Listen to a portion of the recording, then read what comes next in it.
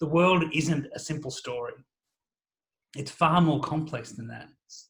And this narrative that we are used to playing on, this idea of good versus evil, right versus wrong, it might be trapping us from actually doing the things we really need to do and supporting people in the way they need to be supported.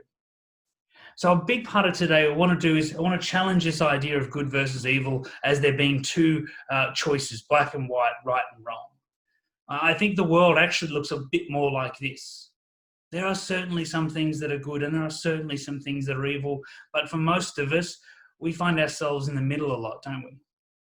We find ourselves sitting in this grey area, sitting in this space where it's a bit hard to know what the right thing to do is. And this complexity makes it hard to make decisions sometimes. And so we're going to unpack how can we make these decisions more effectively? What are some of the things, some of the tools we can use to support you in having more confidence in the way in which we make these decisions? And one way to think of it is there's subjective parts of our world and objective parts of our world.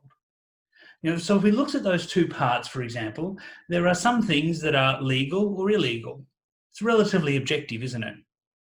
And certainly there are some things that are right and wrong, and they're a bit more subjective.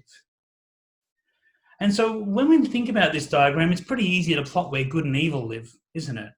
If you do something that's right and legal, well, that's probably good. And if you do something that's wrong and illegal, then it's probably bad or evil.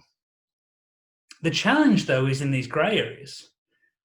What happens in this space where we're doing things that maybe are legal, but aren't necessarily the right thing to do? For example, Uber, not too long ago, fired 3,500 of their people via a Zoom call.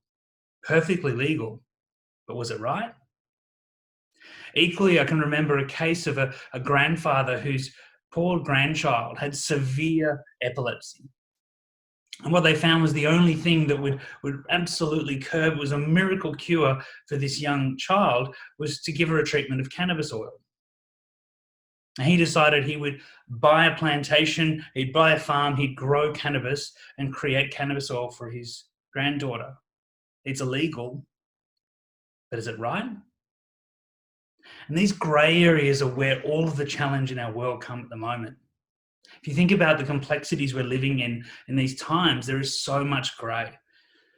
There are challenges of how we're going to reduce costs, how we're going to talk to customers, how we're going to deal with all of these different complexities in our businesses and our lives.